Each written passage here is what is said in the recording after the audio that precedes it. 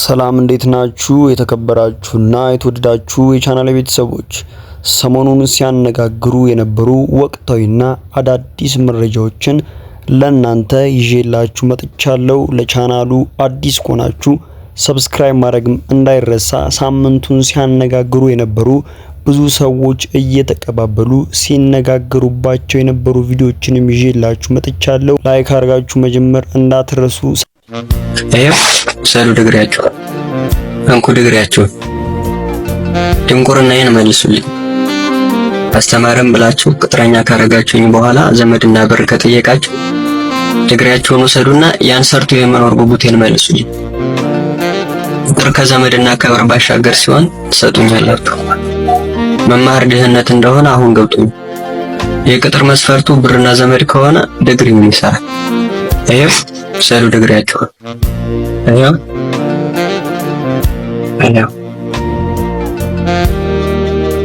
ይኸው ዲግሪ 3.34 ይዤ ተመረኩበት። ነገር ግን አልጠቀመኝም፣ ምንም አልጠቀመኝም። ዩኒቨርሲቲ ላይ እያለሁ ከጉራጌ ከክልሉ ከዞኑ የሰርቲፊኬት ተሰጥቼ ነበር፣ አልጠቀመኝም። ከወልቂጤ ዩኒቨርሲቲ ምስክር ወረቀት ተሰጥቼ ነበር፣ አልጠቀመኝም። ከኢትዮጵያ ሰብአዊ መብት ኮሚሽን ከዋናው መስሪያ ቤት ስልጠና ወስጄ ሰርቲፊኬት ተሰጥቼ ነበር፣ አልጠቀመኝም። ምንም የሚጠቅም ነገር የለም። ተስፋ ማጥቻለሁ። ነገ ብሞት ዜና ነው የምትሰሩብኝ። ሰላም ቤተሰብ፣ አጠገቤ የምታዩት ወንድማችን ነጋ መኩሪያ ይባላል። ብዙ ሰዎች ናቸው ቪዲዮውን ሼር ሲያደርጉልኝ የነበረው። ወንድማችን በስራ ማጣት በጣም እየተሰቃየ ያለ ልጅ ነው። ራሱ ላይ መጥፎ እርምጃ ከመውሰዱ በፊት ተረባርበን እየደረስን እንገኛለን ለወንድማችን። እንግዲህ እንደዚህ አይነት ልጆች ራሳቸውን ካጠፉ በኋላ ራሳቸው ላይ ከባድ ነገር እርምጃ ከወሰዱ በኋላ ማልቀስና ዜና መስራት ጥቅም የለውም። በህይወት እያሉ ግን አለንላችሁ ልንላቸው ሞራል ልንሰጣቸው ይገባል። አሁን ግን እያለው ደጋግ ኢትዮጵያውያን ቃሌን እየነገርኋችሁ እያለው ስራ አስቀጥሩኝ። በቃ እኔ ስራ ፈልጋለሁ፣ ወጣት ነኝ። በዚህ እድሜ ተስፋ ቆርጫለሁ። በተማርኩበት ባይሆንም በተለያየ የስራ መስክ የመስራት ፍላጎቱ ስላለኝ ማንኛውንም ስራ ሰራለሁ። ብዙ ወጣቶችም በዚህ መልኩ ድግሪያቸውን እየቀደዱና ከሀገርም እየወጡ እየተሰደዱ ይገኛሉ። ለዚህም ምክንያታቸው ስራ ማጣት የመጀመሪያው እንደሆነ እየተናገሩም ነው። በስደት ላይ ያሉ እህት ወንድሞቻችን ደግሞ ከስደት ላይ ሆነው የላኩት ቪዲዮ አለ። እሱንም ቪዲዮ እንከታተልና ወደ ሌሎች ቪዲዮዎች እናልፋለን። ይቅርታ አድርጊልኝ እናቴ፣ ይዛን ስትጓዝ የነበረችው ጀልባ ልታደርሰን አልቻለችም። ማዕበሉ ከብዷት ወደ ግራና ወደ ቀኝ እየተንገዳገደች ነው። እንድሞት እንኳን ፍላጎት አልነበረኝም። ካሰብኩት ደርሼ ልደውልልሽ እንጂ የኔን መርዶት ልትሰሚ አስቤው አላውቅም እናቴ። ባህር ግን ጨካኝ ነው። ላደርግልሽ ያሰብኩት ስላደርግልሽ ባህሩ ሊውጠኝ ነው። ሁሉም እዚህ ጀልባ ላይ ያሉት የራሳቸው ዓላማ ነበራቸው። እኔ ግን ያንቺን ደስታ ማየት ነበር ዓላማዬ። ይቅርታ በቃ እናቴ። ጀልባዋ ግማሽ የሚሆን በውሃ እየሞላች ነው። ከፊታችንም ኃይለኛ የሚባል ማዕበል እየመጣብን ነው። ሁላችንም ተስፋ ቆርጠን ወደ ፈጣሪያችን እየተጸጸትን ነው። መርዶ የኔ ሲነገርሽ አደራሽን እናቴ፣ ካለ ህመም ላይ እንዳትወድቂ። አንድ ጊዜ እድሌ ጠማማ ሆኖ ባህር ላይ ቀርቻለሁ። አጠገቤ ያሉት ሁሉም ወደ ፈጣሪያቸው እየተማጸኑ ነው። በቃ ቻው በይ እናቴ፣ በእኔ እንዳታዝኝ። አንዴ ሄጃለሁ፣ ከኔ ኋላም እንዳይከፋሽ እናቴ። ሁሉም እንዳሰብነው አልሆነም። ያሰብነው ብዙ ነበር። ሆኖም ግን ተስፋ እንዳትቆርጭ እናቴ፣ ይቅር በይኝ። በሚኪዶባ በዚህ መልኩ እንግዲህ ስደት ላይ ያሉ እህት ወንድሞቻችን እየላኩ ያለው ቪዲዮ ብዙዎችን አንገት አስደፍቷል፣ ብዙዎችንም ደግሞ በእንባ አራጭቷል። እናንተስ ይህ ጉዳይ እንዴት ታዩታላችሁ? በዚህ መልኩ ደግሞ ከተማችን ውስጥ ያሉ ባለሀብቶች ገንዘባችንን እናርገው፣ ገንዘባችንስ እንዴት አድርገን ለሰው እናሳይ በሚል የሚያደርጉት የጠፋቸው ይመስል በወተት እየታጠቡ የሰሩትንም ቪዲዮ ተመልክተናል። ይሄኛውንስ ቪዲዮ እንዴት አያችሁት? ሀገራችን ሀብታም ስለሆነችና የተራበ ስለሌለባት በምታዩት መልኩ እንግዲህ በወተት ፂሙን እየታጠበ ይገኛል። እኔ አንተን ለውቅስ አይደለም፣ ግን ሚዲያ ላይ ማሰራጨቱ እንደዚህ አይነት ቪዲዮ በወተት እየታጠብክ መልቀቁ አስፈላጊ አይደለም። ምክንያቱም ይሄን ወተት አጥቶ ስንት ህፃናቶች በየቦታው እየሞቱ ነው። ላያገባህ ይችላል፣ ግን ሚዲያ ላይ የምታሰራጫቸው ቪዲዮዎች ቢያንስ የህዝቡ ሞራል መጠበቅ መቻል አለባቸው። አንድ ተምሮ ዲግሪ ያለው ማስተርስ ያለው ደሞዝ የሚበላ ሰው ይሄን ወተት መግዛት ላይችል ይችላል። ምክንያቱም አቅሙ ስለማይፈቅድ ካለው ሲቹዌሽን ጋር አቅሙ ስለማይፈቅድ እና ሚዲያ ስላገኘህ ብቻ እንደዚህ አይነት ቪዲዮዎች ትክክል አይደሉም። ሲኦል መግባታቸውን እርግጠኛ የሆኑ ግለሰቦች የግል ገነት መገንባት ጀመሩ። ግንባታው እንደተጠናቀቀ ለሁሉም ኃጢአተኞች ክፍት እንደሚሆን የሚጠበቀው ሰው ሰራሽ ገነት በውስጡ የእንባ ፏፏቴና የዋይ ዋይ ፕሮጀክትን አካቷል ተብሏል። ግንባታውን ለመጨረስ 666 ቀናት የሚፈጅ ሲሆን የመጨረሻው ዘመን ሳይደርስ ሊጨርሱን እየሰሩ ነው። የኢትዮጵያ የቀድሞ መጠሪያ ስሟ ማን ነበር? ብራዚል ወይ አይደለም? እሺ ማን አለ?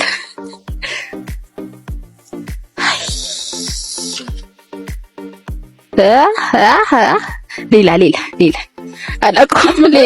ሌላ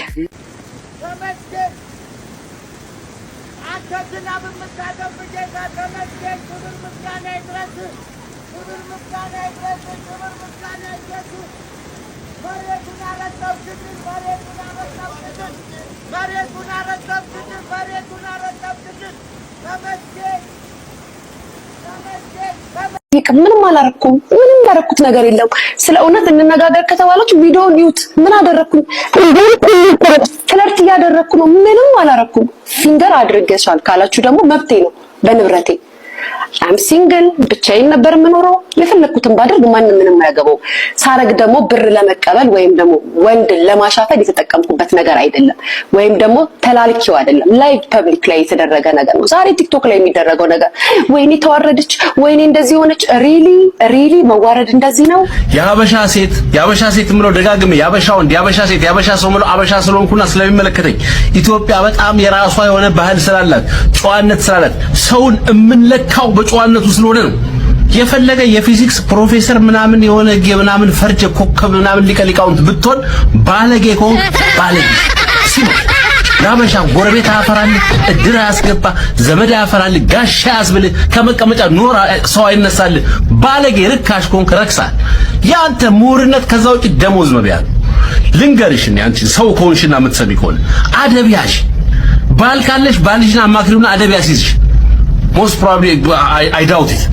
ግን እንደዚህ አትታመስም። ያበሻ ሴት ናይት ክለብ ያለች ሴት ራሱ እንደዚህ አይነት አክት አፈንድዳ ስታደርግ ያጸይፈናል ወንዶች። ልንገርሽ ነኝ በጣም ነው የምንጸየፈው። የረከሰች ነው ይመስል ቤትሽ ላምባዳ መደነስ ትችላለሽ።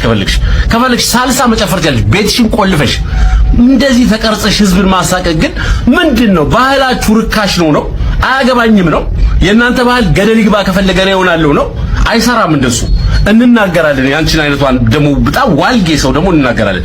አታሳቁብን ልጆቻችን። ለምን ሶሻል ሚዲያ ላይ መጣሽ? ለምን ለጠፍሽ?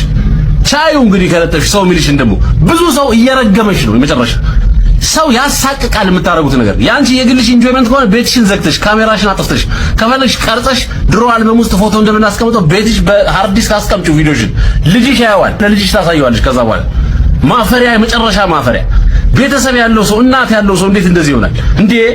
ለምን ስርዓት አታረጉም እናንተ? ይሄ ስልጣኔ ነው እንዴ?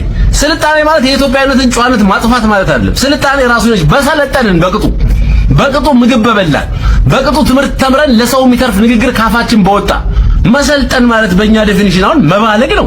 ከአፍ የሚወጣው ነገር የባለገ ድርጊቱ የባለገ ልብሱ ከራቁትና ከወሲባዊ እንትን ፖርኖግራፊ የማይተናነስ ንግግሩ ወንዱ እንደዚህ ምናምን ሲቆላ ሴቷ በመሃል መንገድ ያረች እንትን ያረች አንድ ፊቱ ስራ አድራባይ ወጣ ማታ ከ3 ሰዓት በኋላ ከ5 ሰዓት በኋላ ለምን ጎዳና አትወጡ? ይሄ ነው መሰልጠን። በጣም የሚያም መሰልጠን ነው እየሰለጠናችሁ ያላችሁት። ብልግና ነው። ብልግናና መሰልጠን መካከል ትልቅ ወፍራም መስመር አለ። ያውም ቀጭንና ለማለፍ እንደዚህ የሚያዳግት ቲን ላይን ተብሎ ተሳስቼ ነው የሚያስብል አይደለም። ትልቅ መስመር አጥር ነው ያለው፣ የግንብ አጥር። እሱን አጥር እንደዚህ ጠርምሼ ካልወጣዋልሽ ምን ነው አንቺ እንደዚህ አደብ አጣሽ? ምን ትላለች? በስመ አብ ወወልድ ወመንፈስ ቅዱስ አሐዱ አምላክ አሜን። በኔ በኩል ያለው የተባረከ ይሁን። በእኛ በኩል ያለውስ ባርከው እንዴ? ምን ማለት ነው? በኔ በኩል ይባረክ ብለህ የኛ አይባረክም? አይ በኔ በኩል ያለው ነው የሚመለከተኝ። ለኛ ቄስ እንጥራ ሽላደን ይኸውልህ እጠብቃለሁ። እሺ ቄስ እስኪመጣ ዝም ብለህ ጠብቀናል። እቺ የተባረከ እንዴ? ምን ማለት ነው? ከተነካከማ ቄሱ እንዴት ይባርክልናል? ያቺን ሽሮዋን ብቻ ይባርክ። አይ እንደዛ አይሰራም። አንድ ላይ ነው የምንበላው። ቄስ ይዤ ይመጣል። ምን ይሻላል? ቁጭ ብሎ መጠበቅ።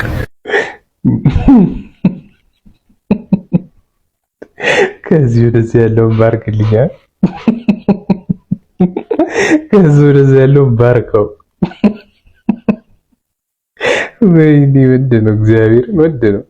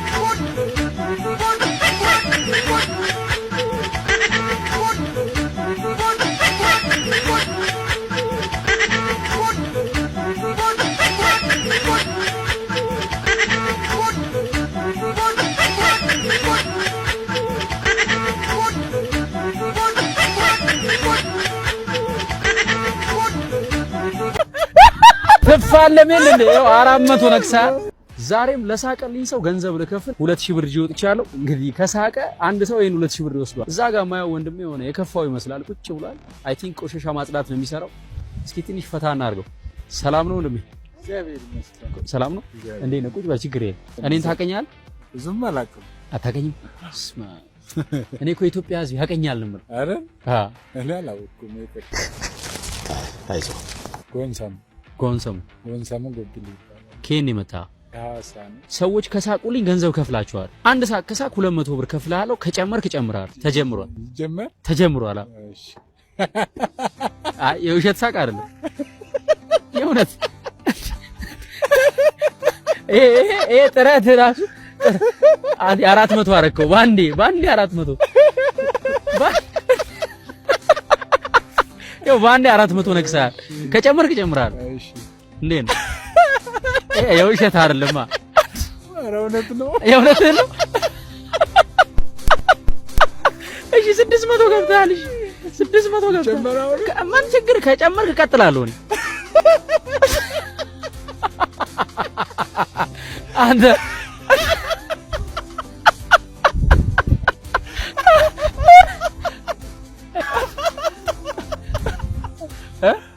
አይ ሪል አይደለም። ሪል ከሳቅ ይጨምራል። 600 ላይ ቆመና በምን ልሳቅ አትለኝ? ምን የሚያስቅ ነገር አለ? ለመጨረሻ ጊዜ ሳቀው ምንጭ እሺ ያው 800 ገብታል። ሪከርዱ 4 ነው እስካሁን። የ4 የሳቀ ሰው አለ? ሪል የሆነ ከዚህ በላይ አለ? ትክክለኛ ሳቅ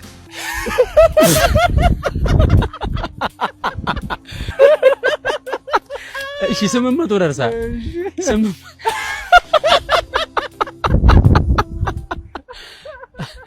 አይ በቃ ስራ ምንድን ነው? ስራ ያው ሃይላንድ የምንልቅመው ስራ የለኝም። ሃይላንድ የምታጸዳ? አዎ ሃይላንድ ያው ያገኙበት አነሳ። ራእይስ ምንድን ነው? ወደፊት ምን መሆን ትፈልጋለህ? እግዚአብሔር ከረዳኝ ያው እኔም ያቅም ደካማ መረዳት። ዋው በጎ ማድረግ፣ የተቸገሩ ሰዎችን መርዳት። አዎ እግዚአብሔር ያሳካዋል፣ ይረዳኛል። ምክንያቱም ለራስህ ሳይሆን ለሰዎች ነው ያሰብከው። አዎ እኔ ብቻ ሳይሆን ለሰዎች እንደኔ ዳሃይም ያሉት አሉ። እንደሱ መረዳት። መጽሐፍ ቅዱስ ምን ይላል መሰለህ? ጅማሬ ታናሽ ቢሆንም እንኳን ፍጻሜ ታላቅ ይሆናል ይላል። ትክክል። ስለዚህ አንተም ጅማሬ ዛሬ የወደቀ ቆሻሻ ማንሳት ቢሆንም ነገ የወደቀ ሰው ታነሳለህ። አዎ ትክክል ናነሳ። አሁን የመጨረሻውን ሳቅ አንድ ድል እሰጥሃለሁ። ከዛ በፊት ግን እናንተ የተወደዳችሁ የዶንኪ ቲዩብ ቤተሰቦች አሜሪካ መጣለሁ እግዚአብሔር ቢፈቅድ ፌብሩዋሪ 1 ቤይ ኤሪያ፣ ፌብሩዋሪ 4 ላስ ቬጋስ፣ ፌብሩዋሪ 7 ሎስ አንጀለስ። ቤይ ኤሪያ አካባቢ ባድር ግሮሰሪ፣ ዘኒ ሬስቶራንት፣ ቃተኛ ሬስቶራንት ቲኬቶች እየተሸጡ ነው። በላስ ቬጋስ ደግሞ የሺማርት፣ ጉሊት ማርት፣ መልካም ገበያ፣ ሰላም ገበያ፣ ኑ ኢትዮጵያን ሬስቶራንት እና ሉሲ ኢትዮጵያን ሬስቶራንት ውስጥ ቲኬቶች አሉ። በሎስ አንጀለስ እንግዲህ እግዚአብሔር ሀገሩን ሰላም ያርግልን። ስንገናኝ ጥሩ ጊዜ እናሳልፋለን ብዬ አምናለሁ። እዛም ደግሞ እንደዚሁ መሶብ ሬስቶራንት፣ ተስፉ ማርኬትና ሰላም ማርኬት እየተሸጠ ነው ማለት ነው። ቲኬት ተዘጋጅታችሁ ጠብቁ። ኢትዮጵያ ላላችሁ ኤዲቲንግ ተምራችሁ ምርጥ ኤዲተር መሆን ከፈለጋችሁ በ0975 51 63 60 ደውሉልን።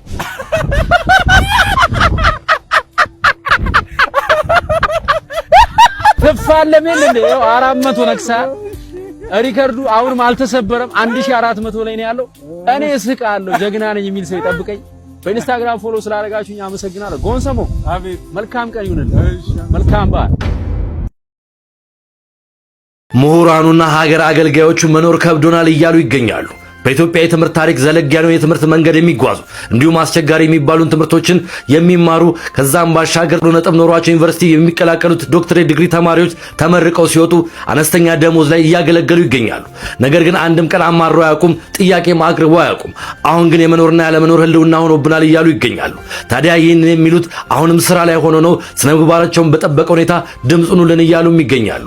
እኛ የከበደን የገባንበትን ቃል ኪዳን እጃችንን ከፍ አድርገን ለሀገራችን ላስተማረን ህዝቦች በሙሉ ማገልገላችን ነው ይሄን ያህል የከበደን እያሉ ይገኛሉ። ከዛ ባሻገር አሁን ያለው የኑሮ ሁኔታ እንዲሁም የደሞዛችን ነገር ተመጣጣኝ አይደለም፣ ለዛም መኖር ከብዶናል እያሉ ይገኛሉ። ታዲያ ይህንን ጥያቄ ያቀረቡት በሰለጠነ መንገድ በምሁርነታቸው ልክ አሁንም እያገለግሉ ነው። ርኒንግ ስቲል ሰርቪንግ እያሉም ይገኛሉ። ያገለገልን ነገር ግን እኛ እያለፍን ነው። ቃል ኪዳን የገባንለት ህዝብ ማገልገል ከማቆማችን በፊት እባካችሁ ድረሱልን፣ ደሞዛችን ይስተካከል እያሉም ይገኛሉ። እነዚህ ቃላቸውን ጠባቂ ህዝብን የሚያገለግሉ ዶክተሮች የሚመለከተው አካል ትክክለኛውን ክፍያ እንዲከፍላቸው ወይም የሚመጥናቸውን ኑሮን ያገናዘበ ነገር አድርገው ደሞዝ ጭማሪ እንዲያደርጉላቸው በትህትና እንጠይቃለን። ያም ሆነ ይህ ኑሮ ከብዷችሁ ሳታማሩ ህዝብን እያገለግላችሁ ላላችሁ እንዲሁም ሳይከፋችሁ ለቃል ኪዳናችሁ ለታመናችሁ ዶክተሮች በሙሉ ክብረት ይስጥልን እላለሁ። ይህ የሚኖር ህይወት ነው። ሰላም ቤተሰቦች፣ ሳምንቱን ሲያነጋግር የነበረው ሌላኛው ቪዲዮ ደግሞ የአርቲፊሻል ቂጥ ጋር ተያይዞ ብዙ አርቲስቶቻችን እየታሙበት ያለው ጉዳይ ነው። ብዙ ሰዎችም እንግዲህ የየራስ ግምታቸውን እያስቀመጡ ይገኛሉ። አርቲስት ሉላ ገዙም እንግዲህ ከተጠርጣሪዎቹ አርቲስቶች መካከል አንዷ ናት። እናንተስ ይህን ጉዳይ እንዴት ታዩታላችሁ?